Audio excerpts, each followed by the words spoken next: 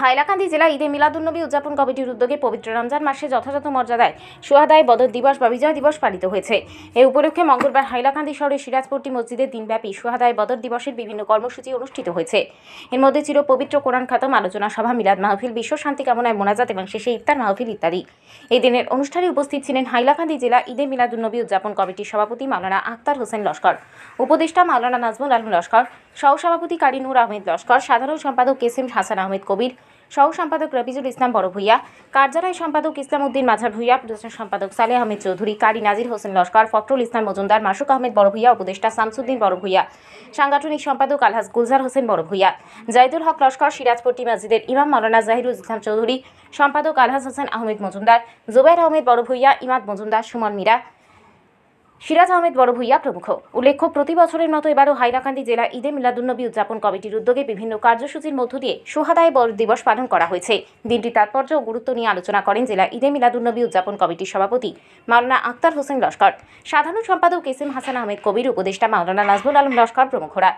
তারা সংবাদ মাধ্যমের কাছে জানান, প্রতি বছরের মতো এবারও বিভিন্ন কার্যসূচির মধ্য দিয়ে আগামী 17 রমজান পবিত্র বদর দিবস উপলক্ষে বিভিন্ন কার্যসূচি পালন করা হয়েছে। এই দিনের কার্যসূচিতে বিশ্বনবী হযরত মুহাম্মদ এবং ওনার সাহাবীদের ইসলামের জন্য আত্মবলিদান, গুরুত্ব ইত্যাদি বিষয়ের উপর আলোচনা করা হয়েছে। এছাড়াও খাতমে খাজে গান, মিলাদ শরীফ পাঠ, শ্রেণী বিতরণ ও ইফতার মাহফিল অনুষ্ঠিত হয়েছে। শেষে বিশ্ব শান্তি কামনায় মোনাজাত করেন জেলা ঈদে মিলাদুন্নবী উদযাপন কমিটির উপদেষ্টা মাওলানা নাজমুল আলম লস্কর। উক্ত অনুষ্ঠানে উপস্থিত সকলের সাহায্য ও সহযোগিতার জন্য কৃতজ্ঞতা প্রকাশ করেন আয়োজক জেলা ঈদে মিলাদুন্নবী উদযাপন কমিটির নেতৃবৃন্দরা।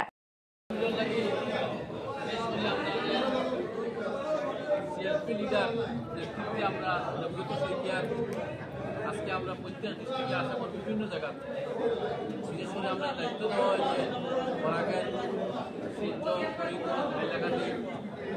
আজকে আমরা সবচেয়ে বড় গুরুত্বপূর্ণ বাজেট যেটা হচ্ছে 25-26 যেটা বাজেট হয়েছে, বাজেটও আমরা আশাবাদী আসলাম বরাকও বহুত পাইনি, কারণ যে জায়গা বরাকও একটা ডিপার্টমেন্ট বানানো হয়েছে। দেখা গেছে এই বরাক যারা ডেভেলপমেন্ট লাগে বানানো হয়েছে মাত্র 100 কোটি টাকা গভর্নমেন্টে, কিন্তু বিগত কয়েক বছর আগে কংগ্রেস সরকারের সময় 1000 কোটি টাকা হচ্ছে বরাক ডেভেলপমেন্ট। আপনারা প্রত্যেকে জানেন আমরা অ্যাসেম্বলির মধ্যে বিভিন্ন কোয়েকশন উঠছে যে আসামের বিভিন্ন মানুষের লাগে সমস্যা সমাধান হলো নাই, কিন্তু বিরোধী দল থাকার কারণে কোনো বিল পাস করা হয়েছে না, সব আমরা অ্যান্টি বিল পাস করা হয়েছে। সেই কারণে দেবগত সরকার নেতৃত্বে আমরা আসামের বিভিন্ন জনসাধারণের আমরা প্রকাশ করতে চাই যে বর্তমান বিজেপি সরকারে যে পরিস্থিতি করে, কারণ বরাকর বিভিন্ন সমস্যা লইয়া বিভিন্ন আলোচনা আমরা করছি, কিন্তু আমরা কোনো সমাধান হয় না।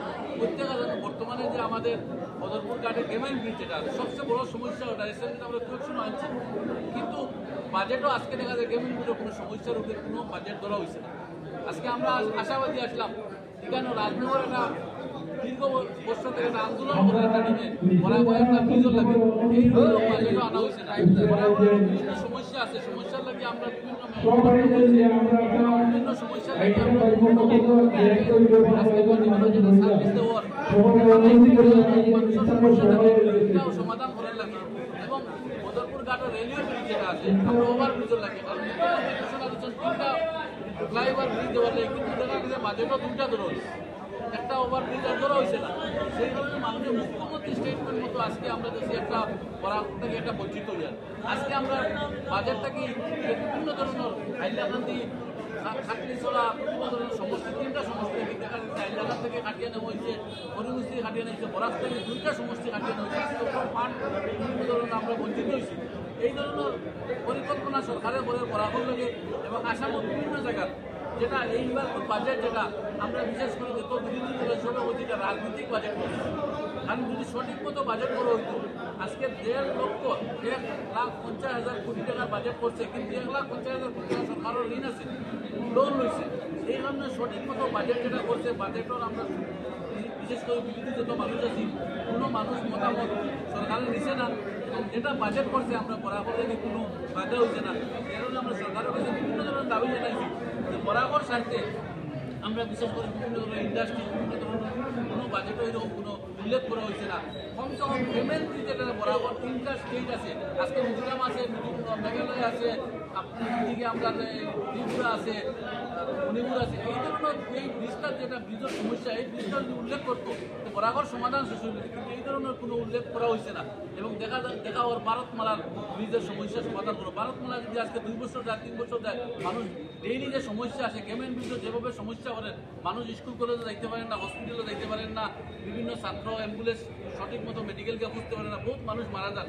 এই সমাধানের লাগি আমরা সরকারের কোনো উল্লেখ আমরা বাজেটে বহুত ধরনের জিনিস বাজেটে উল্লেখ করার কথা আসে বরাক উত্তরকারের লাগে, কিন্তু এই ধরনের বরাক উত্তরের কোনো এইরকম কোনো মেনশন করা হয়েছে না। এই কারণে আমরা দুঃখিত। আর বিশেষ করে 25-26 লাস্ট বাজেট হয়েছে, আমরা আশাবাদী একটা বহুত ধরনের জিনিস বরাক হয়, কিন্তু আমরা বরাক থেকে বঞ্চিত হয়েছি। যে জায়গায় আমরা বঞ্চিত করে সিট বন্ধ নেওয়া হয়েছে, আজকে সিট নেওয়া হয়েছে। সেই কারণে আগামী যে পঞ্চায়েত ইলেকশন আছে, আসামের জনসাধারণ এবং বরাকগুলির জনসাধারণ যারা আছে, আগামী 26 হোক আর পঞ্চায়েত ইলেকশন আমরা এই মোকাবিলা লাগি। এখন যে বিজেপি রাজনীতি বলে ভোট নিয়ে দেশে গিয়া প্রথম যে আমাদের সবচেয়ে বড় যেটা ক্ষতি করলো যে আমরা 15টা সিটের মধ্যে এখানে এলাকশন আয় সব কিছু টাকা পয়সা আয় জিনিসগুলো করার মধ্যে বঞ্চিত হইল। আলাগাতে তো বেশি বঞ্চিত, দুটা এমএলএ সিট নেই, একটা সিটে একটা ম্যানেজ করে দিয়েছে, তারপরে তোমার জেলা পরিষদে ম্যানেজ করছে। এইরকম তো করা ঠিক না। যেও সরকার হোক, কংগ্রেস হতে পারে, বিজেপি হতে পারে, সিপিএম হতে পারে, সরকার হইল সবের মা বাপ। এই সরকার যুগে সব সমান হতে লাগে, এখানে কোনো সমান নেই। আজকে চাকরি ক্ষেত্রে দেখুন সবচেয়ে ব্যাকওয়ার্ড যদি আমরা হইয়া থাকে বরাক উপত্যকা, এখানে ছেলে মেয়ে চাকরি হয় না। নবপুত্র মানুষ লই যাও আমরা আপত্তি, কিন্তু আমরা সমমর্যাদা সমান দিতে লাগে। উন্নয়নের ক্ষেত্রে সেম আপনারা অনেক ব্রিজ হয়েছে। এখন মিলবার আমরা ব্রিজ একটা করছিলাম।